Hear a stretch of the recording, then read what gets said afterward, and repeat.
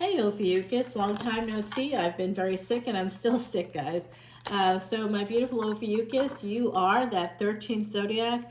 You are that slice of heaven that's called a Gandanta in Vedic Astrology and Sidereal. That's the karmic knot.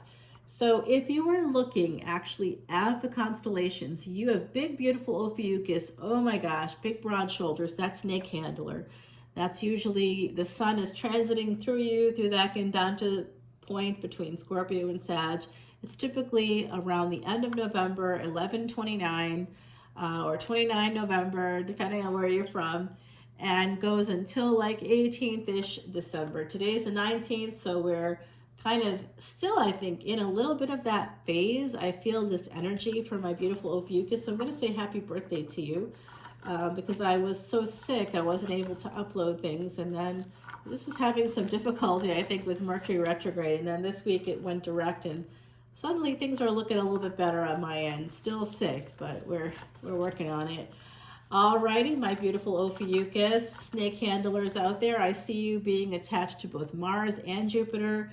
I see Chiron, not exactly connected to you. You're not the wounded warrior. You're the wounded healer. You're the person that's healing people. You're handling the snake to get the venom for medicinal purposes, right? So you're bitten by snakes quite a lot. You might know people born in 1989.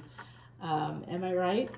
Have a lot of family or friends born in that year of the snake. Guess what? 2025 is year of the snake. So this winter solstice reading is going to show us some kind of an ending here. Scorpio energy coming out, that death card, okay? Some ending energy there, transformational energy. Now I'm seeing the Three of Swords at the top. I don't like it for us. Of course, I have your energy as well. I have it all over my chart because I have so much Scorpio and Sag in my chart that, of course, some of that is Gandanta energy there. So you have Sagittarius, Scorpio, and then you have that big, beautiful Ophiuchus. And the sun doesn't transit for 30 days through your sign, so it's often not considered a sign. But it does transit through your sign. It's the Gandanta. It literally goes from Scorpio this way up into Sagittarius, and you're right there. You're like a slice of heaven, as I like to call you. All right, my slice of heaven. You have 3 of Swords and 8 of Wands. Now 3 and 8 together become an 11. There's some kind of an awakening happening here. You're recognizing something through pain. There's some kind of painful situation. Did somebody skewer your heart? Did you actually say that phrase to somebody, or did somebody say to you, you skewered my heart? It's like you stuck a knife in my heart, or someone's being kind of dramatic here, I see. There's some communication here coming from a place of pain. All right. And it looks like somebody reached out. I got it. All right, here it is. You might have been in pain, or someone in your energy is in pain because they wanted to move forward with you but didn't hear back from you, or vice versa, right? Like, so someone here could have an issue with returning text messages. Somebody like, I'm going to admit, I sometimes have that problem, but when it's a person I'm interested in, I don't have that problem, right? So it's just a problem I have when I put things off. Like, I have a nephew, I love him so much. It's not that I don't love him at all, I do, but I didn't respond to his text, and I know that was like a month or plus ago. I just haven't had the time or the inclination, I guess, because I know I would have to like make a party or something, you know, like it's to make this party, and I'm really like tired and sick, and I've not been feeling well, so I just haven't responded. So that might be going on with you. There might be someone that's overwhelming you in some capacity. You may feel overwhelmed when you think about them, or when you think about what has to come up next. Like, especially when we have other obligations to other people, we're going to feel a little bit badly about communicating with somebody and trying to commit to something that we know we just can't deliver on. So here's the sun. Someone here might be holding on to some kind of happiness. The sun is the biggest, best card in the deck. It's a Leo energy. So someone could have some Leo placements. You could have some Leo placements. Someone that hasn't talked to you in a while. One person. So you might be in a lot of pain, because also this 8 of Wands is that energy of, you might have believed that someone was the one. And then, like, you know, a week later, they're like out with someone else. And you're like, what? But did you communicate with them? Because it looks like you may not have told them how you felt or vice versa. And someone is still holding on to that. Someone is still holding on to something that happened in the past with another individual.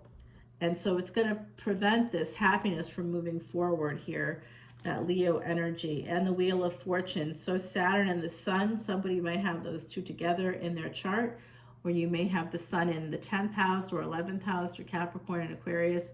Somebody here may have that energy. Could be something along those lines. I do see this energy of Saturn in maybe the 5th house for someone. Very, very interesting here, guys.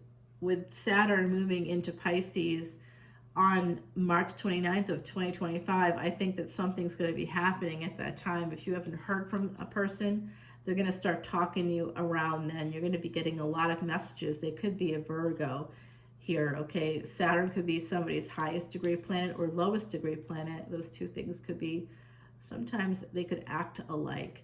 I see High Priestess energy and their hand is up. Now the Hermit and High Priestess are the similar energies, right? Both mutable signs. So I see that 6th house and 12th house activation.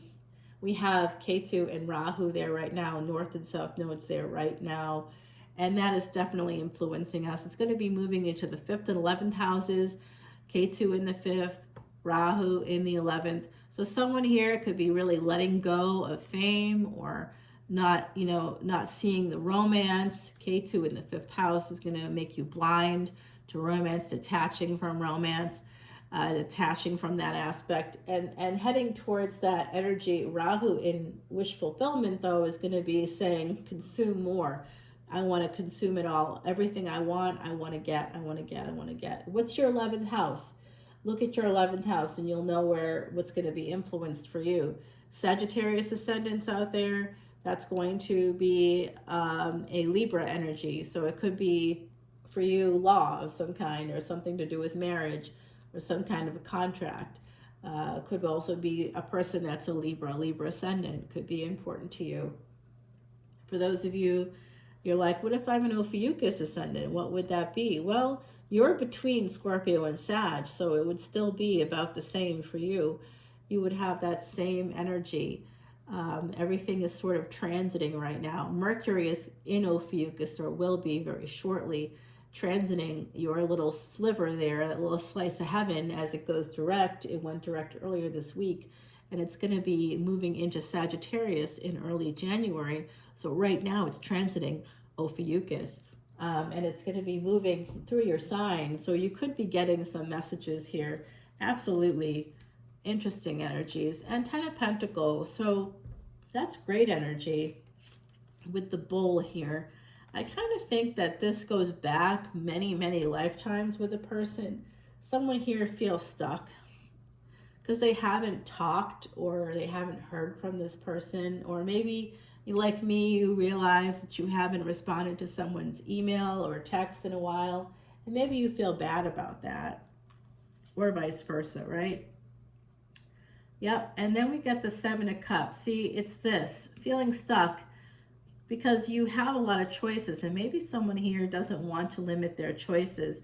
A lot of choices for what? For happiness coming through. And you're going to see that one of them will stand out for you in particular. It could be a person born on a day that adds up to or simplifies to the number 4. Here is more Saturnian energy coming out, Kali energy. And that's Sagittarius coming out for me. So there's Saturn making a big change, going from that space of Aquarius into Pisces. That's happening. Sagittarius energy, warrior energy coming out, okay? Certainly your energy too.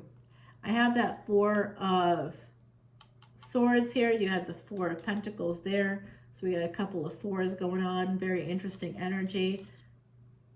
And the 2 of Swords. So making a decision, a lot of swords. So someone here is really in their head. Could be you wanting to make a choice, a decision. What are you going to decide? Let's find out. 9 of Wands to protect yourself. Oh boy. 2 and 9 coming out. Oh, but you want to move through a portal. You want to go toward not a dark portal, but a portal of light, a person that's a portal of light for you, somebody that represents some kind of happiness or joy.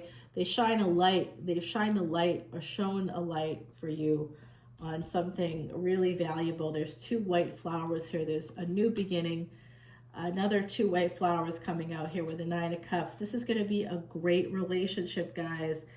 And it looks like it will lead to a marriage with the Justice card. All right, so Jupiter moving into Gemini. For those of you that have that Scorpio, Sag, Ophiuchus energy, Gemini is going to be around your 7th house. That's where we're going to see Jupiter is that energy of the masculine spouse or masculine energy for a spouse. So wherever you fall, you could be meeting a spouse, my beautiful Ophiuchus, okay? That could be coming up in the next year or 2. Yes, it will. Someone who's younger and very hot, by the way. And they have a really nice wand. And that could be girl wood, boy wood, person wood. I don't know. But you like what they have. Whatever they have, you like it. And there's that Emperor coming in. Aries, driving that chariot, moving towards your house, moving in together. Someone here could be buying a new car as well. Someone could have a really nice car, like I see like a luxury car coming out there. I think someone has to end something with a person that might be a karmic partner. It looks like there's an energy of a conflict within a marriage, possibly here coming up. It doesn't look like that's not going to be pleasant, okay? It looks unpleasant to me. It's going to be a lot of regrets. All right, guys. I see some unpleasant stuff coming up and ending for sure. There's some breaks in the deck. Let's see what it is. 9 of Cups ahead for you. We did see that in your reading. And the 6 of Pentacles. You're going to get some messages that are going to make you really happy. You could also be getting some monies or a job offer. Someone here needs to walk away from another person so that they can move towards this love coming in. Oh, Knight of Cups. Yeah. Love this energy for you. I really do, guys. I see an ending. Someone could be ending something with another person. Let's get you an oracle card, and then we'll take it over to the extended reading on Patreon. You can go and see all that information on how to get there. It's all in the description box below. And we have our beautiful Heidi Messenger, a true psychic medium. She was my very good friend and passed away on April 10th of 2019. And I hear her over on the other side. She's very, very wonderful still to this day. She saw angels. She even wrote a book about how angels would be sitting at her table. Number 45 here. So there's some stability, a change in your housing. Someone could be moving. And that could be happening around the summertime, guys. Okay, so that sunflower, beautiful energy. It looks like happiness coming in. We did get the Sun card. So there's some happiness coming in.